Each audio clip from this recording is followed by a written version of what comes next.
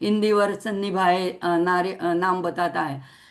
तो इस तरह महावाराही का कार्य सिर्फ बाहरी शत्रुओं का नाश करना नहीं है, लेकिन हमारे अंदर के भीतर के जो भय है, हमारे अंदर जो आलस्य है, जड़ता है, वही हमारा कीचड़ है। उसी के अंदर हम दलदल में फंसे हुए हैं। वहां से हमको ऊपर उठा के अलिप्त करके बाहर ज्ञान की ओर, सूर्य की ओर, प्रकाश की ओर ले जाना। तो यही प्रार्थना हम ये इंदिवर सन्निभाये नमः के द्वारा माँ से करते कि हम आप की तरह, आपका कमल सदृश है, हमको भी आप प्रकाश की ओर, ज्ञान की ओर ले चले, हमारे हमको भी अलिप्तता, अलिप्त बनाए रखे। अब आता है ओम कण स्थान समोपेता यही नमः। अब इसमें तीन शब्द है, कण, स्थान और समोपेताय। तो कण जो है, इसको कहते हैं अन्न के कण को, अन्न यहाँ पे इस तरह से दर्शाया गया है। और स्थान यानी उसका निवास, कोश, भंडार। तो माँ जो है पृथ्वी तत्व से जुड़ी है, तो ये सभी प्रकार के अन्न और सभी प्रकार के सुख, समृद्धि, धन, जीवनदायिनी जो चीजें हैं वो पृथ्वी से जुड़ी हुई है। तो वहां से उसका समोपेता, समोपेता ये यानी युक्त होना, उससे भरपूर होना, उससे व्याप्त होना। तो माँ जो है इस सबका भरपूर भंडार है। तो वाराही जो पृथ्वी तत्व से जुड़ी है, भूमि की अधिष्ठात्री है, तो हर स्थान में, हर कण कण में और व्यक्तिगत चेतना में भी वो व्याप्त है, सर्वव्यापी है। समोपेता यानी उसमें युक्त हुआ, उससे युक्त होना। तो वहां पे माँ का ऐसा स्वरूप दर्शाया गया है कि माँ कण कण में व्याप्त है। तो इससे साधक को एक विश्वास हो जाता है कि अगर कण कण में है, मेरे आसपास है, ऊपर नीचे सब जगह है, तो मैं अकेला नहीं, तो अकेलेपन का डर भी नहीं रहता है। और सब कुछ सुख समृद्धि भी माँ से उसको प्राप्त होती है। आगे का नाम है ओम कपिलायै नमः। अब सामान्य अर्थ होता है कि उस देवी को नमन है जो, जिनका तेज कपिल वर्ण, वर्ण का, कपिल वर्ण किसको कहते हैं? स्वर्णिम, सोने के जैसा, ताम्र वर्ण जैसा, अग्नि की ज्वाला होती है, आभा होती है, ऐसा। तो हमको लगता है कि पहले एक नील वर्ण कहा, अब यहाँ पे कपिल वर्ण कहते हैं। तो ये विरोधाभास नहीं है। जैसे एक फ्लेम हम जलाते हैं, जैसे आप गैस की फ्लेम चलाते हैं, तो एक नील वर्ण होता है, लेकिन उसका जो प्रकाश होता है, उसकी जो आभा होती है, तेज होता है, वो स्वर्णिम होता है। तो यहाँ पे जो है उसके आभा की बात की गई है। तो कपिल जो है ताम्र, पीत और या सुवर्ण, सुनहरा भूरा वर्ण है, जो अग्नि के समान आभा देता है, यानी ज्ञान का तेज।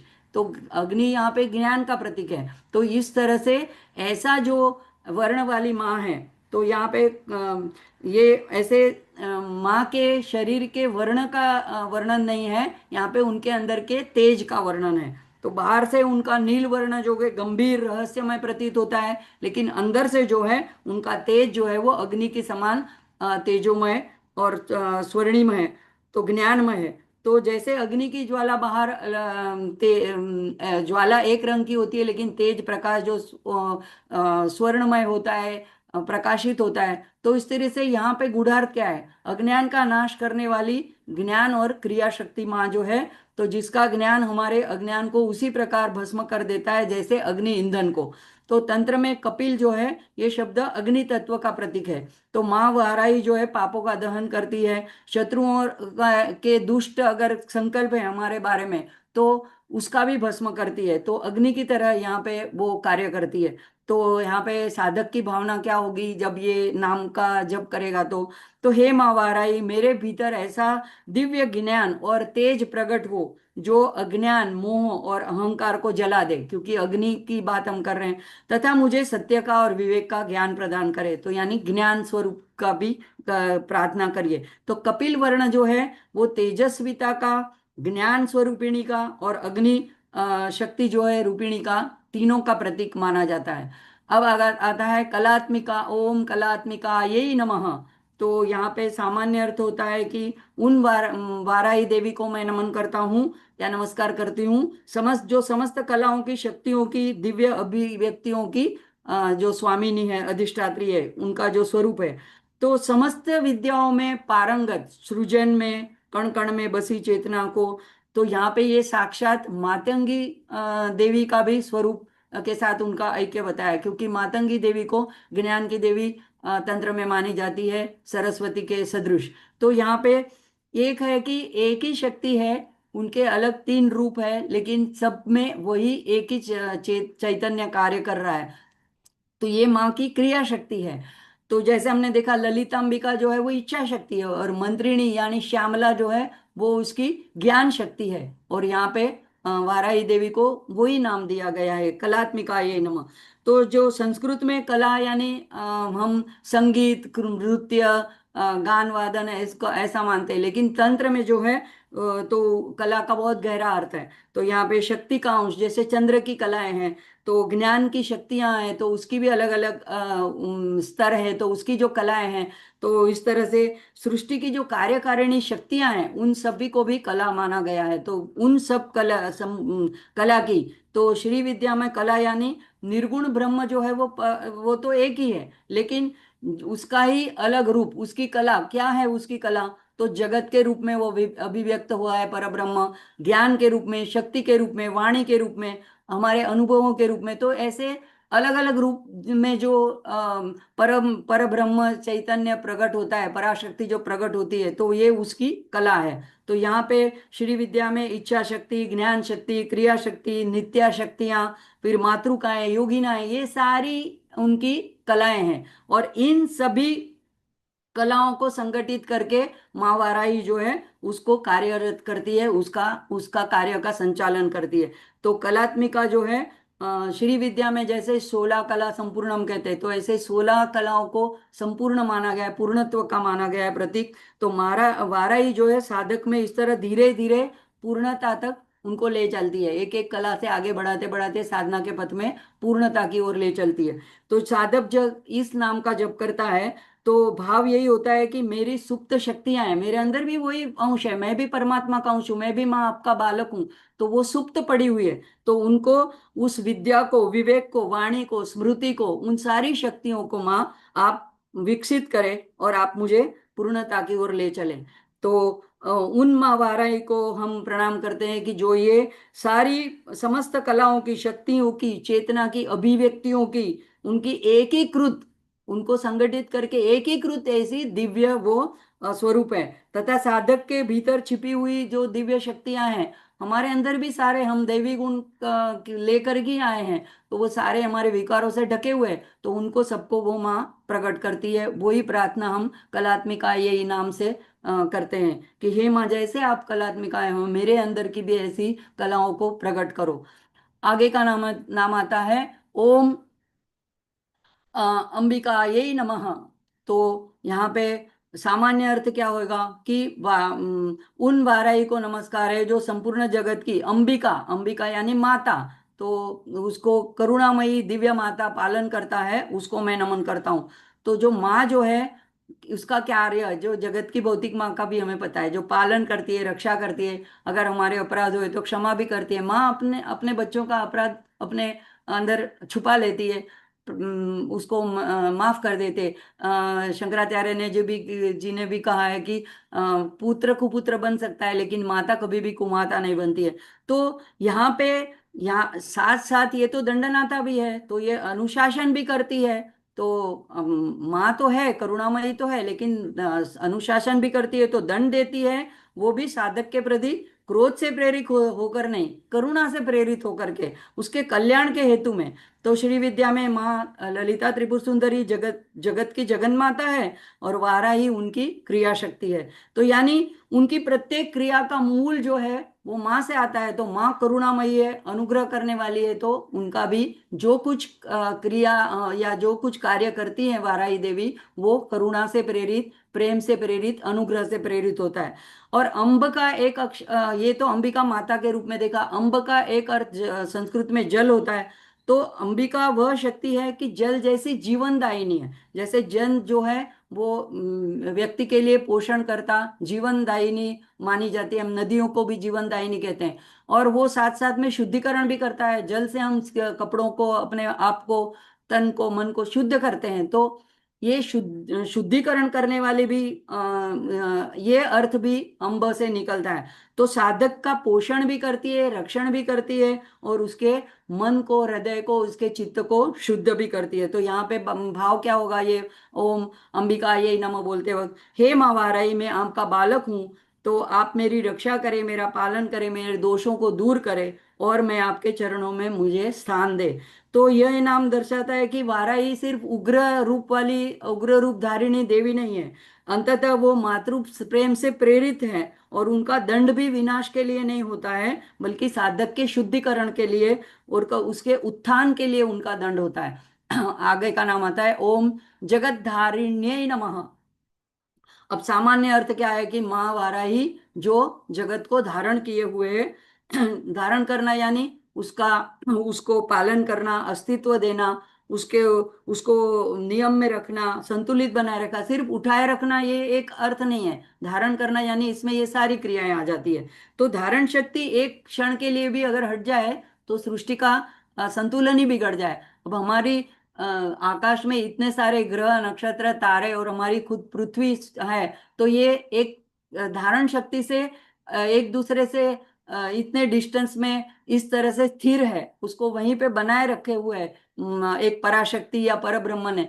नहीं तो ये एक दूसरे से टकरा भी जा सकती है और विनाश भी हो सकता है। तो ये अगर एक क्षण के लिए भी संतुलन बिगड़ जाए तो विनाश हो सकता है। तो यहाँ पे ये सुनिश्चित सुनिश्चित दूरी जो बनाए रखी है, ये कार्य जो है वो माँ की जगत धारिण्य धारण शक्ति का है। तो वाराही ने भी जब पृथ्वी को रसातल से उठा करके स्थापित किया, तो इस प्रकार संपूर्ण जीवों को वो धर्म का आधार देती है और धर्म में स्थिर करती है। जैसे पृथ्वी को स्थिर किया, ऐसे हम सब जीवों को भी अधर्म से और अज्ञान से उठा करके धर्म में स्थापित करती है। तो श्री विद्या में वाराही देवी हमने देखा कि श्री चक्र में भी उनका स्थान है। तो हम अंदर अगर हम आगे के आवरणों में अगर हमें जाना है, आगे बढ़ना है, तो वहाँ पे पहले ही आवरण में, पहले ही भूपुर में वाराही देवी को नमन करना होता है। वो वहाँ की रक्षक है, वहीं से हम आगे जा सकते हैं। तो जब भी साधक विचलित होता है, अब कभी कभी हम लोग की बिना किसी वजह से थका हारा मांदा, लो, जैसे इंग्लिश में बोलते हैं मैं आज बहुत लो फील कर रही हूँ, तो ऐसा जब मायूस फील करते हैं, तो वहीं अगर हम वाराही देवी की आराधना करते हैं, उनको पुकारते हैं, तो वो हमें उस परिस्थिति से, उस भाव से ऊपर उठाती है। इसी कारण वो जगत धारिणी है। तो साधक के भीतर की, भीतर भी एक जगत है, बाहर एक जगत है, भीतर भी एक विश्व है। तो भीतर क्या है, हमारे अंदर मन, बुद्धि, चित्त, अहंकार, ये हमारा विश्व है। सबका अपना अपना विश्व है। तो ये इन सब का, हम हमारे अंदर प्राण है, वो उन सब का आधार है। जैसे हमें पंचमी में देखा था, तो पंचमी नाम में सारे जो पंचक है, पांच ज्ञानेन्द्रिया, कर्मेंद्रिया, पंच महाभूत, पंच तन्मात्राएं, तो ये पांच प्राण, तो इन सब की वो धारण करने वाली धारण शक्ति है, इसलिए इन सबको आधार देती है, और इसीलिए उसको जगत धारिणी है। तो साधक क्या कहेगा, हे माँ वाराही, जैसे आप संपूर्ण जगत को धारण करती है, वैसे ही मेरे मन, बुद्धि, प्राण और मेरी और साधना को भी स्थिर रखें, और मुझे हमेशा आपके आश्रय में रखे। तो ये भाव से हमें इस नाम का ध्यान करना है या जप करना है। अब आगे का नाम आता है ओम भक्तो भक्तोपद्रव। तो यहाँ पे संधि है, भक्त उपद्रव नाशिन्ये नमः। तो अब उपद्रव की हम कहते हैं किस प्रकार के होते हैं, तो ऐसे जिससे हमको कोई कष्ट हो, हमें त्रास लगे, वो सब हम हमारे लिए उपद्रव है। तो कभी कभी रोगों का उपद्रव होता है, किसी का कोई बड़ी आवाज का उपद्रव होता है, कोई बहुत जोर से म्यूजिक बजाने लगता है, तो हमारी साधना में हमें डिस्टर्ब होने लगता है। तो लेकिन आध्यात्म के क्या है, आध्यात्म में एक पहला आता है कि साधना में हमारा हमारा जो आलस्य आता है, जड़ता आ जाती है, वो संशय आ जाता है, चंचलता, मन स्थिर नहीं होता है, वो हमारा उपद्रव है। दूसरा है आदि भौतिक, यानी व्यक्तियों की तरफ से, शत्रुओं की तरफ से, हमारे कोई पड़ोसी इस तरह से कोई हमारे साथ व्यवहार करे कि हमको उपद्रव करने लगे, हमारे पारिवारिक कुटुंबिक समस्या है, तो ये हमारे आदि भौतिक उपद्रव होते हैं। फिर आदि दैविक, यानी अचानक विपत्तियां आ जाए, अभी जैसे युद्ध छिड़ गया, ऐसा कुछ कुछ कोई भूकंप आ गया, कहीं अति वर्षा हो गई, तो ये सारी आपत्तियों की वजह से भी उपद्रव होने लगता है, हमारी साधना में बाधा आने लगती है। फिर मानसिक उपद्रव होते हैं, यानी मन में भय, शंका, चिंता, मानसिक डर, तो ये सारी क्रोध, मोह, वे विकार, ये सारी हमारे मानसिक उपद्रव है। तो इस तरह से तांत्रिक उपद्रव, यानी किसी ने अगर कोई ऐसा जादू टोना किया है, तो कोई किसी की बुरी नजर है, तो ये नकारात्मक शक्तियां हैं, अगर हमारे ऊपर कोई कार्य कर रही है, तो ये भी उपद्रव होता है। तो ये माँ वाराही जो है, ये सभी प्रकार की उपद्रवों का भक्त, लेकिन आगे शब्द ये एक देखने लायक है, भक्त जो विभक्त नहीं है, जो माँ से जुड़ा हुआ है, ऐसा जो भक्त है जो माँ का शरणागत है, उसकी सारी उपद्रवों का नाशिन्य, उनका नाश करने वाली है। सबसे श्री विद्या में सबसे बड़ा हमारा उपद्रव क्या है?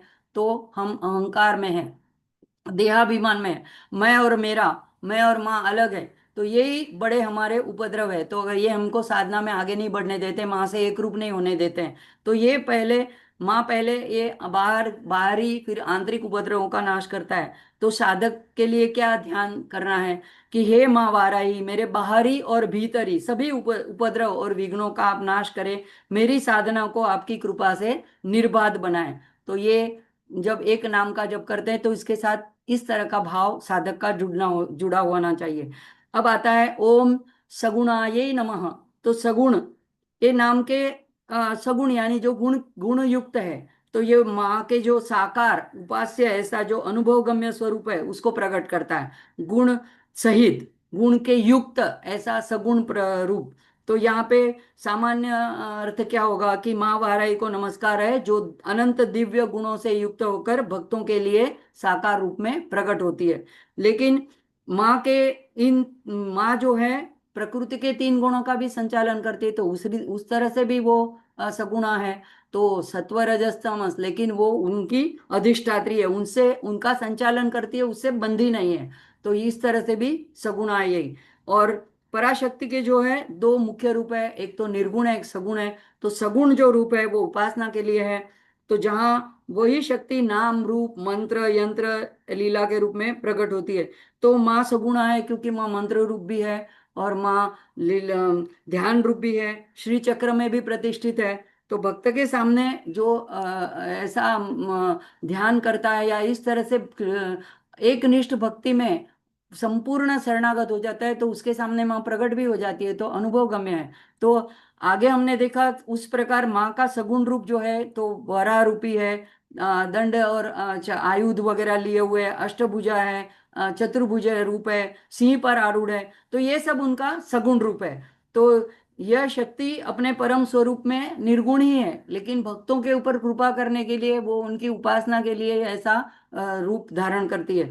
तो साधक यही भाव करे कि हे माँ वाराही, आप निराकार होते हुए भी मेरी साधना के लिए नाम रूप गुणों सहित प्रकट हुई है। तो मैं आपके सगुण रूप का ध्यान करके अनंत अंततः आपके निर्गुण स्वरूप का अनुभव करूं, क्योंकि अंत तक तो हमें वहीं तक पहुंचना है। तो ये भाव साधक के मन में होना है कि अभी पहली पायदान में हम सभी उसी में हैं, मैं भी उसी में हूँ, अभी हम सगुण रूप का ही ध्यान करते हैं, स्तोत्र मंत्र करते हैं, लेकिन आगे की पायदान में अगर हमें जाना है तो हमें माँ को इस तरह से प्रार्थना करनी है। तो जैसे समुद्र और लहरें, जैसे सूर्य और प्रकाश ये अलग नहीं है, इसी तरह निर्गुण और सगुण ये अलग नहीं है, एक ही तत्व है। तो यहाँ पे आगे का नाम आता है ओम निष्कलायै नमः। अब आगे तो बताया है कि सगुणा है, और यहाँ पे कहता है निष्कला है, कला है यानी जिसका विभाग अंश घटक नहीं है, ऐसी कला जिसमें नहीं है, निष्ठ यानी नहीं है, ऐसी यानी यहाँ पे अखंड परम निर्भेद स्वरूप का हमें बोध कराता है यह नाम। तो कला रहित है माँ, तो किसी भी अंश विभाजन और उसमें घटक नहीं है। तो ऐसी माँ को यहाँ पे नमन किया गया है। तो ये केवल एक अद्वैत चेतना है, और इसीलिए माँ वाराही की जो अनेक शक्तियां हैं वे महासेना की नायिका है। तो स्तंभिनी मोहिनी जृंभिणी दंडिनी आदि, तो ये सब उनकी कला है। लेकिन निष्कला यही नमः, लेकिन स्वयं जो है वो निष्कला है। तो मूल स्रोत जो है सभी शक्तियों का, वही निष्कला वाराही है। यानी समस्त शक्तियां उनसे प्रकट होती है, पर वे स्वयं किसी एक शक्ति तक सीमित नहीं है कि यही उनका स्वरूप है, यही उनका स्वरूप है, ऐसे सीमित नहीं है। वो समस्त शक्तियां उनमें से प्रकट होती है। जब जब हम ललितोपाख्यान में देखते हैं, जब दंडनायका दंडनाथा बन के वो पुरस्कृता यानी आगे चलती हैं, तो उनके रथ में और अनेक उनकी शक्तियां, दिव्य शक्तियां उनके साथ होती है। तो लेकिन वो स्वयं जो है वो निष्कला वाराही है। तो साधक के लिए उनका जब जप करते समय क्या है, हे माँ, मैं आपके रूप नाम लीलाओं की उपासना करता हूँ, पर अंततः मुझे आपके उस अखंड स्वरूप का आप अनुभव कराए, जहाँ पे कोई द्वैत शेष ना रहे। तो साधना क्रम में साधक की यात्रा ऐसे ही चलती है, पहले सगुणा से लेकर के फिर कलात्मिका, फिर अंत में निष्कला। तो पहले तो हम उनको इस तरह से जानते हैं, उनके सगुण रूप का ध्यान करते हैं, छवि रखते हैं, पूजा अर्चा करते हैं, स्तोत्र पढ़ते हैं, लेकिन अंत में ध्यान करके हमें ये निष्कला यही तक पहुंचना है। तो यहाँ पे माँ वाराही न केवल समस्त शक्तियों की अधिष्ठात्री है, पर परब्रह्म स्वरूपिणी है, और मुझे भी नाम रूप से पार ले जाकर आपके उसे निष्कल तत्व का अनुभव कराएं। तो ये प्रार्थना साधक को करनी है। अब आगे का नाम आता है ओम विद्यायै नमः। अब विद्या को हम सामान्य रूप में जो पुस्तकीय ज्ञान है उसके हिसाब से ज्ञान, प्रकाश और सत्य का बोध ऐसे जानते हैं, लेकिन विद जो है धातु से बना है विद्या। तो विद धातु से बना है, तो विद धातु का अर्थ होता है जानना, अनुभव करना, जागरूक होना।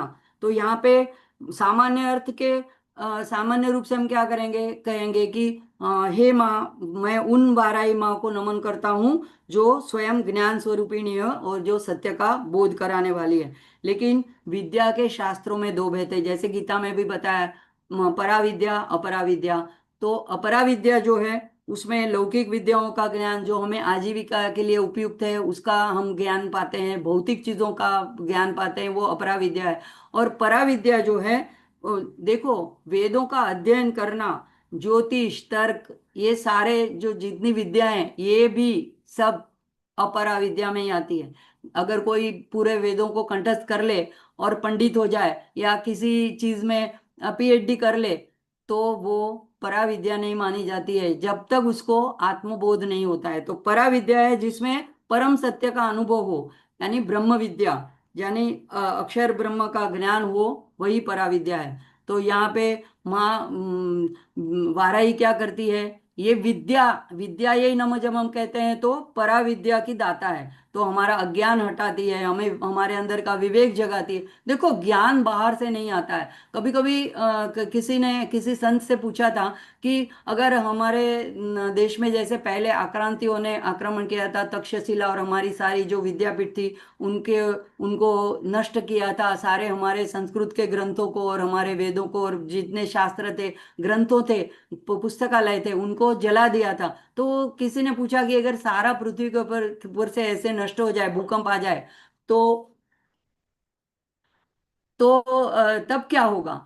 तो उन्होंने कहा, देखो, ज्ञान बाहर से नहीं आता है, ज्ञान अंदर से प्रकट होता है। ऋषि मुनियों ने अंदर से साधना करके, ध्यान करके जो अंदर देखा, अंतर्दृष्टा, दिव्य दृष्टा कहते हैं हम उनको, तो वहीं से उन्होंने उस चीज को फिर प्रकट किया और अपने शिष्यों को उन्होंने ये ज्ञान दिया। तो ये इस तरह से जो विद्या की जो बात आती है, तो तंत्र में विद्या का एक अर्थ मंत्र भी होता है, तो इसलिए माँ जो है यहाँ विद्या रूपिणी है। तो देवी का यह जो ज्ञान है जिससे साधक अपने वास्तविक स्वरूप को पहचानता है, वही विद्या कही जाती है। यानी हमारा जन्म ही, हमें यहाँ मनुष्य जन्म ही इसलिए मिला है कि हम अपने स्वरूप को पहचाने और हम अपने को पहचान ले, या माँ के परम तत्व को पहचान ले। एक ही बात है, या आत्मा को पहचान ले या परमात्मा को पहचान ले, और उसके साथ एक हो जाए, भेद मिट जाए। तो तंत्र में एक मंत्र भी अर्थ होता है, जैसे श्री विद्या, बाला विद्या। तो विद्या का वहाँ पे मंत्र के रूप में भी विद्या का अर्थ होता है। तो हे माँ, मुझे केवल पुस्तक का ज्ञान नहीं चाहिए, बल्कि ऐसा आत्मज्ञान दो जिससे आपके स्वरूप का या सत्य का, मेरे अपने वास्तविक स्वरूप का मुझे, मैं जान सकूं। तो ये प्रार्थना साधक की होनी चाहिए। ऐसे उपनिषदों में जो अविद्या कहा है, जिस जैसे हम अपने आप को मन, बुद्धि, शरीर, इंद्रियां तक हम सीमित रखते हैं, तो विद्या जो है वो हमको आत्मा का बोध कराती है। तो गहरा अर्थ यह है कि हे माँ वाराही, आप स्वयं ब्रह्म विद्या हैं, आप विद्या स्वरूपिणी हैं, आपको विद्या यही नमः कहा है। तो आपकी कृपा से अज्ञान का अंधकार मिटता है, आत्मा प्रकाश प्रकट होता है, और साधक जो है उसका परम लक्ष्य जो है देवी और या ब्रह्म कहो, उसके साथ अद्वैत का अनुभव करना, वो प्राप्त करता है। तो हे माँ, उसी के लिए मैं आपकी प्रार्थना करती हूँ। ओम विद्यायै नमः। ओम नित्यायै नमः। अब नित्या, नित्या तिथियां अलग है, यहाँ पे नित्या है यानी जो काल, जन्म, मृत्यु से परे है, परम चेतना है। तो यानी जो सदैव रहती है, अपरिवर्तनशील है, जिसमें कभी भी कुछ फर्क नहीं होता है, जो तीनों काल से कालातीत है, वो परे है, वो अविनाशी है, अज है, अजन्मा है, उसको कहते हैं नित्या। तो सामान्य अर्थ में मैं उस वाराही माँ को नमन करता हूँ जो शाश्वत है, अविनाशी है, जो सदा सर्वदा विद्यमान है। जो समय के साथ बदलती है उसको अनित्य वस्तु कहते हैं, और माँ जो है समय के साथ नहीं बदलती है तो नित्य है।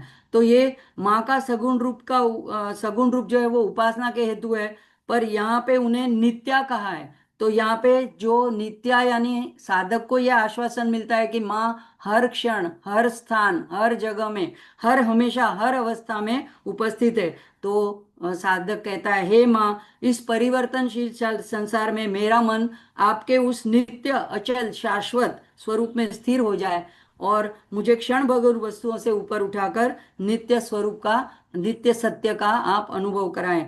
तो ये नित्याय नमः के अंदर ऐसा गहरा अर्थ छुपा हुआ है। आगे आता है विश्व वशंकर्ये नमः, विश्व को वश करने वाली।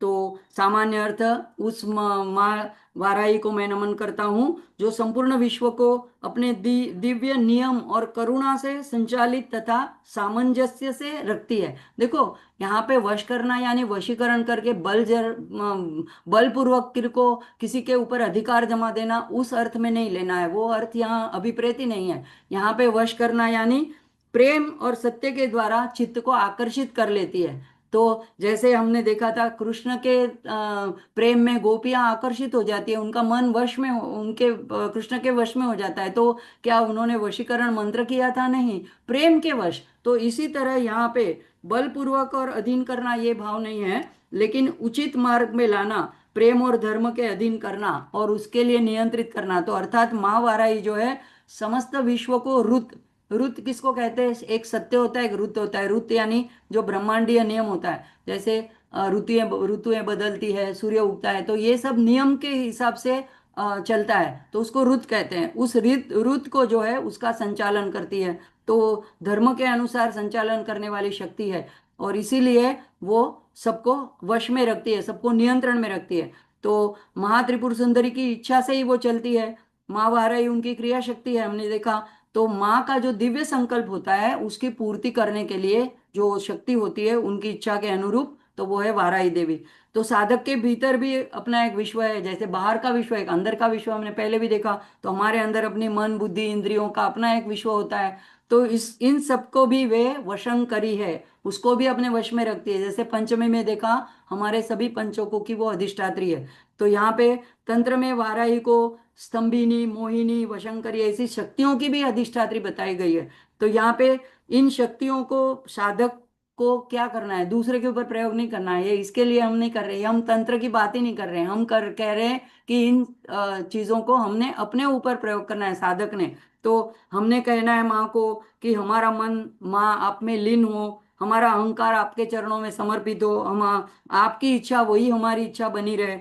तो साधक स्वयं देवी के ऐसे प्रेम अनुग्रह के पाश में बंध जाता है, उसमें वश में हो जाता है। तो यही है माँ का विश्व वशंकर्य रूप।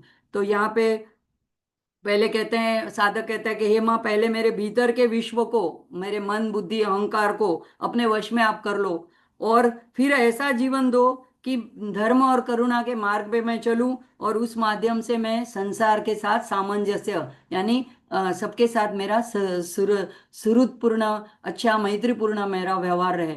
तो ऐसा व्यवहार रहने से और ऐसा रहने से सब लोग वश में हो जाता है। देखो, आप प्रेम से किसी से बात करो, वो जरूर आपके वश में आ जाते हैं। तो ये भावना यहाँ पे विश्व वशंकर्ये नमः के साथ है। ओम महारूपाये नमः। तो महा यानी अनंत, महान, सर्वोच्च, असीम। तो यहाँ पे ऐसा महान रूप यानी समस्त रूप उन्हीं के हैं, एक रूप नहीं। जैसे विश्व रूप बताया था अर्जुन को श्री कृष्ण ने, तो उसी तरह यहाँ पे सामान्य अर्थ क्या होगा कि मैं उन वाराही को नमन करती हूँ जिनका स्वरूप अनंत, विराट और समस्त रूपों का मूल है, यानी समस्त रूप उसी में से बाहर प्रकट हुए हैं, उन्हीं उसके अंदर तत्वतः वही बसी हुई है। तो महारूपा यानी अनंतता, सर्वव्यापकता, असीम महिमा जिसका है।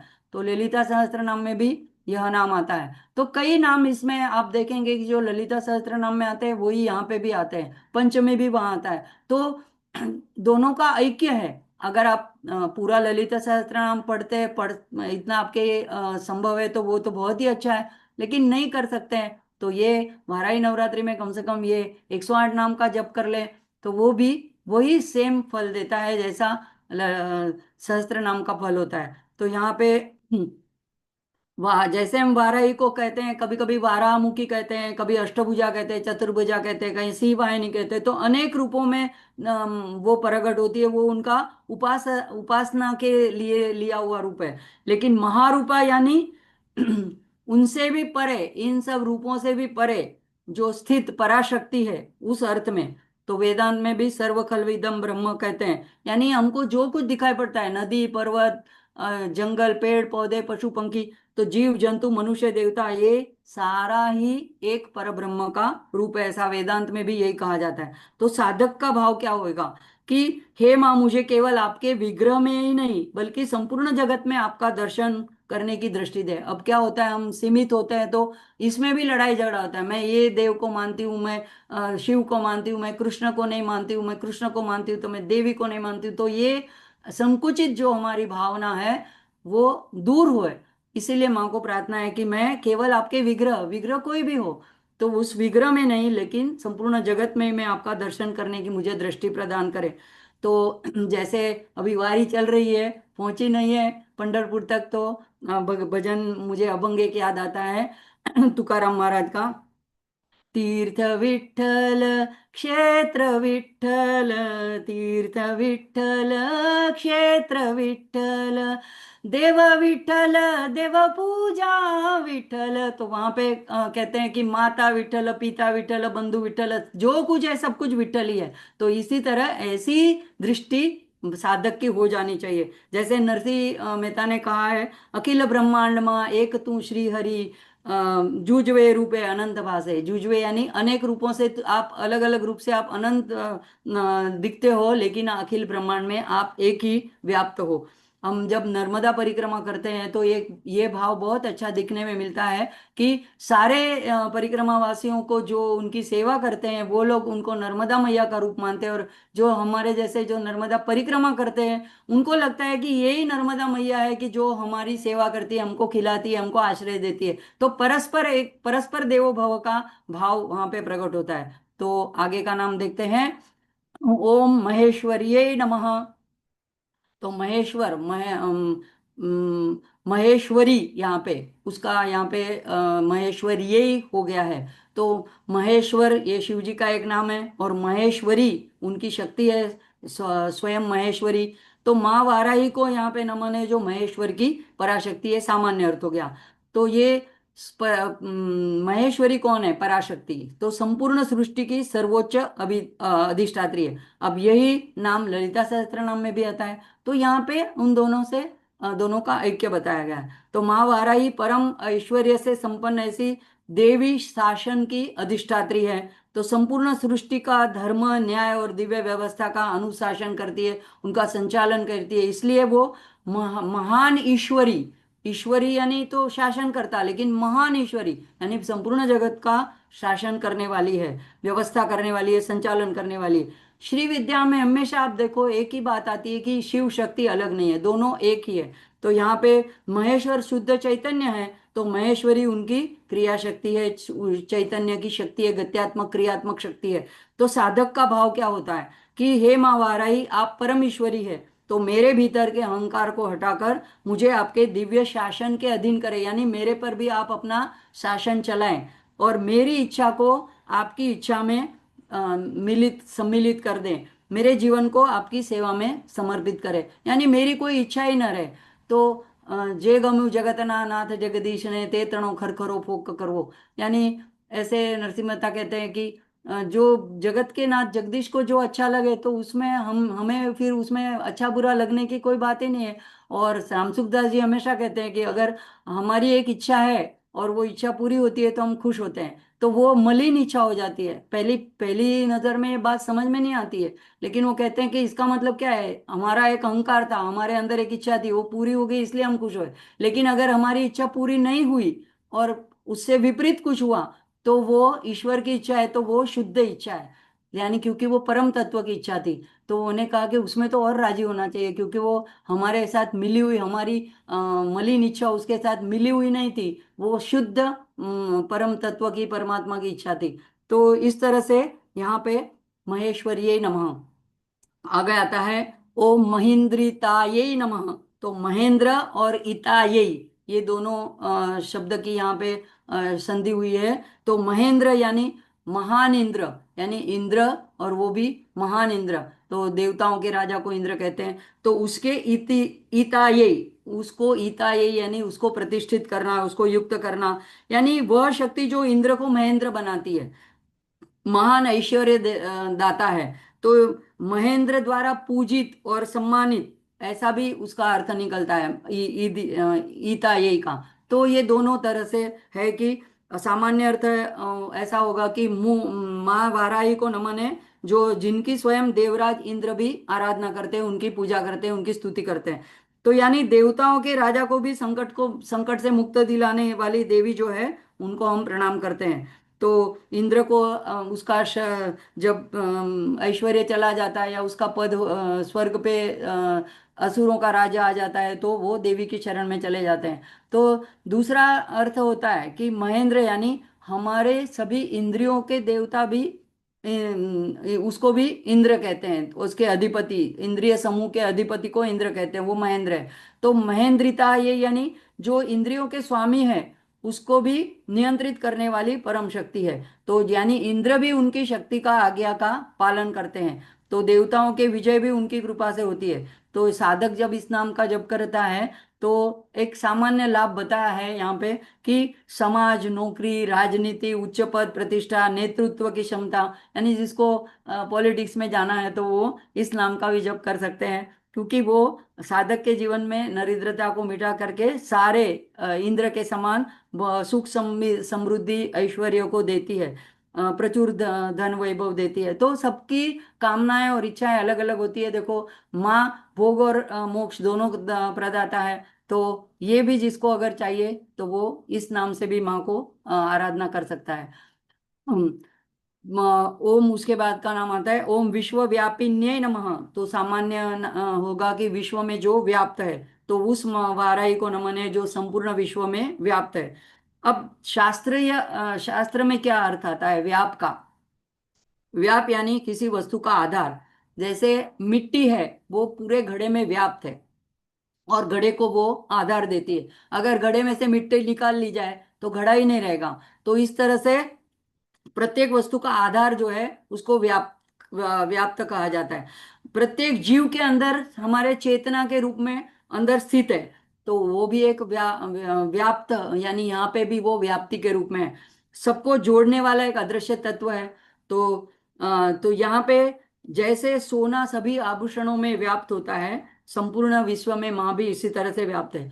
दूसरा उदाहरण ऐसा देते कि जैसे दूध है, हमें ये तो सोना तो हमको दिखाई देता है, तो हम कह सकते हैं कि हाँ बाबा, सब आभूषणों में सोना है, ये तत्व उसी के अंदर है। लेकिन जैसे दूध के अंदर घी व्याप्त है कण कण में, लेकिन अदृश्य है, दिखाई नहीं देता है, कुछ मंथन करने के बाद वो प्रकट होता है। तो उसी तरह से माँ जो है, विश्व में कण कण में व्याप्त है। तो इस नाम से साधक को विश्वास हो जाता है कि माँ वाराही केवल मंदिरों में, विशिष्ट स्थानों में वहीं पे है, ऐसी बात नहीं है। मैं नहीं जा पाती हूँ मंदिर में, ऐसी बात नहीं है, बल्कि हर क्षण हर जगह जगह उसके साथ है। तो अकेलेपन का डर निकल जाता है, अज्ञात चिंताओं का डर निकल जाता है। और माँ सभी पंचकों में व्याप्त है, पंच महाभूत, पंचकर्मों, पंच प्राण, संपूर्ण जगत ही उनका विस्तार है। तो वे क्रिया शक्ति है। तो जहाँ गति है, जहाँ पे कुछ कर्म है, परिवर्तन है, तो वहां पे क्रिया शक्ति के रूप में वाराही देवी व्याप्त है। तो माँ से साधक कहता है कि हे माँ, मुझे ऐसा ज्ञान दे कि मैं केवल मंदिरों में आपको देखूं, ऐसी नहीं दृष्टि हो, लेकिन बल्कि आपको मैं प्रत्येक जीव में, प्रत्येक परिस्थिति में, प्रत्येक घटना में, मैं संपूर्ण विश्व में आपका दर्शन कर पाऊं। तो ये आता है उसका गहरा अर्थ। अब देखो, एक तो आयत है नाम महारूपा, और अभी ये आया विश्वव्यापिनी। तो दोनों में थोड़ा फर्क है। महारूपा यानी संपूर्ण विश्व उसका विराट स्वरूप है, और विश्वव्यापिनी यानी उसके बाद वो उसी में कण कण में अंतर्यामी रूप में व्याप्त हो गई है। तो इस तरह से ये दोनों में थोड़ा फर्क है। ओम देव्यै नमः। अब सामान्य अर्थ क्या होगा? ओम उस माँ वाराही को नमन है जो देवी रूप है। तो देवी शब्द जो है संस्कृत में दिव धातु से बना है, जिसका अर्थ होता है प्रकाशित होना, द्युति यानी चमकना, जो प्रकाश फैलाना, क्रीड़ा करना, लीला दिव्य लीला करना, दिव्यता प्रदान करना, चेतना को प्रकाशित करना। तो ये सारा दिव धातु का देवी का अर्थ निकलता है। तो ऐसी दिव्य प्रकाश स्वरूपिणी माँ को नमन है जो समस्त जगत को चेतना देती है, शक्ति देती है, जीवन प्रदान करती है। तो सनातन धर्म में देवी का शब्द का बहुत गहरा व्यापक अर्थ है। तो बारही देवी माँ को साक्षात आद्य शक्ति ललितांबिका ही यहाँ पे दर्शाया गया है। देखो देवी कह दिया, तो देवी हम ललितांबिका को कहते हैं। जैसे अज्ञान को मिटाकर जो अज्ञान के अंधकार को मिटाकर जो ज्ञान रूपी प्रकाश का सवेरा लाती है, ऐसी दिव्य प्रकाश पुंज जो है वही है देवी। तो देखो कई स्तोत्रम के संवाद में शास्त्र में भी शिव जी हमेशा कहते हैं, जैसे सिद्ध कुंजिका स्तोत्र में शुणु देवी प्रवक्ष्यामि, तो देवी कर करके परम आद्य शक्ति को संबोधित करते हैं। इसी तरह से देवी अथर्वशीर्ष में देवता जब प्रार्थना करते हैं तो क्या कहते हैं? नमो देव्यै महादेव्यै शिवायै सततं नमः। तो नमो देवी महादेवी। फिर तो देवी यहाँ पे केवल एक स्त्री देवता, यानी देवता यानी पुरुष और देवी यानी स्त्री देवता, ऐसी बात नहीं है। देवी यानी स्वयं प्रकाश स्वरूप जो है, जो सबको शक्ति चैतन्य प्रकाश देती है। तो शक्ति के बिना शिव भी शव है ऐसा कहा जाता है। तो देवी महात्म्य में भी कहा गया है कि जो पंचकृत्य करती है, तो उसमें ब्रह्मा को शक्ति देने वाली सृजन की, विष्णु को पालन करने की शक्ति देने वाली, रुद्र को संहार करने की शक्ति देने वाली माँ देवी है। तो साधक के लिए क्या संकेत है? हे माँ, आप सिर्फ बाहर पूजनीय देवी हैं, देवी ही नहीं बल्कि मेरे भीतर, मेरे अंदर जो कुछ है, चेतना है, बुद्धि है, प्राण है और प्रेम के रूप में भी आप विराजमान है। तो मुझे आपके दिव्य प्रकाश रूप का अनुभव कराएं। फिर आता है ओम पशुनाम अभयकारिण्ये नमः। तो सामान्य अर्थ होगा कि पशु यानी मुख, जो पशु पंखी प्राणी है उनको अभय प्रदाता है। तो इसलिए शिव जी को भी हम पशुपतिनाथ कहते हैं। लेकिन यहाँ पे पशु का आध्यात्मिक अर्थ ये होता है कि जो जीव है, जो माया में माया के पाश में बद्ध है, जो विकारों के पाश में, वासनाओं के पाश में बद्ध है, वो पशु है।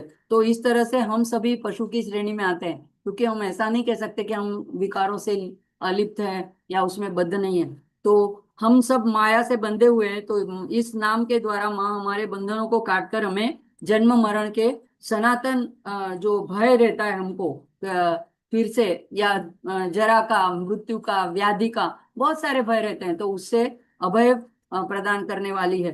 तो सभी प्रकार के भय से, असफलता लगती है उसका भी भय लगता है, अकेलेपन का भय लगता है, अज्ञान का भय लगता है। तो ये अभय जो है दैवी गुण है। तो गीता में भी 16वें अध्याय में सर्वप्रथम कृष्ण ने अभय को प्रथम क्रमांक दिया है। तो ऐसी अभयदाता, तो हे माँ वाराही, मैं भी अविद्या माया विकारों के पाश में बंधा हुआ हूँ। मुझे आपके ज्ञान करुणा कृपा से इन भय के बंधनों से मुक्त करे, अभय प्रदान करे। तो उसके बाद का नाम आता है ओम कालिकाये नमः। कालिका ये काल की अधिष्ठात्री है। तो काल यानी समय, मृत्यु और नियति, हमारी जो नियति है। तो ये कालिका जो है काल की शक्ति, उस पर अधिकार रखने वाली, उसको उसके ऊपर उसको संचालित करने वाली। हमने देखा महिषासना है, तो महिष के ऊपर है। महिष जो है यम का वाहन है, वही माँ वाराही का भी वाहन है। तो सामान्य अर्थ उस माँ को नमन है जो काल स्वरूपिणी है और काल की अधिष्ठात्री है। लेकिन यहाँ पे ये नाम हमें सिखाता है कि अगर वो काल की स्वामिनी है तो भक्त को काल का भय नहीं रखना चाहिए, क्योंकि उचित समय पर माँ दंड भी देती है, अनुग्रह भी करती है, रक्षा भी करती है और ज्ञान प्रदाता भी है। तो कालिका यही कहने से भी हमें डरना नहीं चाहिए। तो हे माँ वाराही, आप काल की अधिष्ठात्री है, मेरे जीवन के प्रत्येक क्षण को, क्योंकि समय की भी अधिष्ठात्री है, तो हमारा समय व्यर्थ न जाए, प्रत्येक क्षण हमारा साधने में व्यतीत हो। तो इसलिए स्मरण में, माँ के चिंतन में, विवेक में, ईश्वर की प्राप्ति की दिशा में हमें ले चले, इस तरह से हमारा समय व्यतीत हो, तो हमारे प्रत्येक क्षण को आप उस दिशा में ले चले। मेरे भीतर के भय को, अज्ञान को आप समाप्त करें और मुझे कालातीत सत्य का अनुभव कराएं। अभी काली का कृष्ण वर्ण है, तो ब्रह्मांड की अनंत शून्यता जिसमें सब कुछ उत्पन्न होता है, हमें ब्लैक होल जैसे कहते हैं, और सब कुछ उसमें लीन होता है, तो उसको भी दर्शाता है। यानी साधक के जो गहरे मोह, तामसी अंधकार रूपी जो प्रवृत्ति है, उसका भी वो अंत करती है। तो यह माँ की शत्रुनाशिनी, ऐसा नाम, इसके इस नाम से उनका जप होता है। तो मुझे लगता है आज हम यहीं पे रुकेंगे, क्योंकि आगे के नाम नहीं हो जाएंगे।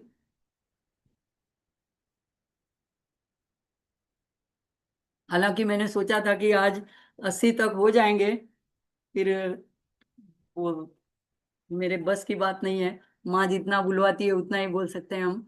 तो अगर हमें पॉसिबल हुआ तो कल और एक नवमी है, तो कल के भी शाम के एक सत्र में लेंगे। दिन में तो और हमारे क्लासेस होते हैं, तो उसमें हम डिस्टर्ब नहीं कर सकते हैं। तो शाम के 7 बजे के सत्र में अगर पॉसिबल हुआ तो आगे के नाम ले लेंगे। अगर नहीं भी सब नाम हो पाए हैं हमारे से, तो भी आपको आज के दिन सभी को एक बार ये 108 नाम का जप करना है या उसका पाठ करना है। अष्टमी के दिन खास उसका महत्व है। आज मंगलवार और अष्टमी दोनों साथ में है, तो ये आप जरूर करिएगा। इसी प्रार्थना के साथ, अब इस विनंती के साथ, अब मैं सत्र को समाप्ति की ओर ले चलती हूँ। ओम पूर्णमद पूर्णमिदं पूर्णात् पूर्णमुदच्यते पूर्णस्य पूर्णमादाय पूर्णमेवावशिष्यते। ओम असतो मा सद्गमय तमसो मा ज्योतिर्गमय मृत्योर्मा अमृतं गमय। ओम शांति शांति शांति। हरि ओम। श्री गुरुभ्यो नमः। हरि ओम। सभी का आभार, आप साधकों का, मीर भाई का, जागृति बहन का। आज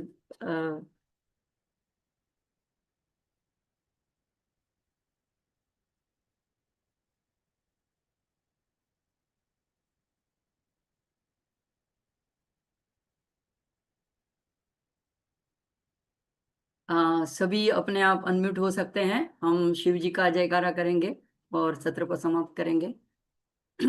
अपने आप अनम्यूट हो सकते हैं आप। नहीं हो रहे हैं? अच्छा, देखती हूँ।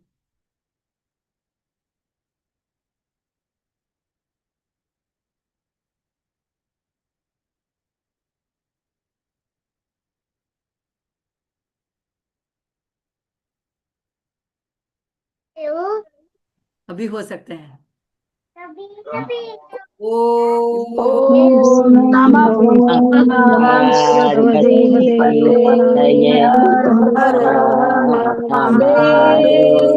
हर हर महादेव, हर हर नमः महादेव। शिवाय। ओम नमः शिवाय। जय माता जी। बहुत सुंदर दीदी, बहुत बहुत बहुत धन्यवाद सरस दीदी, आभार आपका बहुत बहुत बहुत बहुत। अच्छा लगा दीदी। ग्रुप में किसी ने लिखा है नाम कहाँ मिलेंगे ग्रुप में, तो पीडीएफ सर्कुलेट हो गई है। तो या तो हर हर किसी से, अर्चना जी महादेव से, किसी से शंभो। धन्यवाद। ये नाम बहुत ओटीपी भी देना है और पैसा भी। श्री मात्रे સરસ। नमः। श्री मात्रे हाँ आएगा। नमः। માત્રે નમઃ। જય માતાજી, ખૂબ સરસ માતાજી, તમે બી બહુ માતાજી જ સરસ છો મારા માટે। માતાજી જેવા જ લાગો છો આજે। अरे बाप रे। धन्यवाद। લાલ વસ્ત્ર ધારણ કર્યા છે ને। सभी लोग एक बार आज जरूर पढ़ना, बस इतना ही मैं मांगती हूँ आपसे, और कुछ नहीं मांगती। ठीक है। श्री मात्रे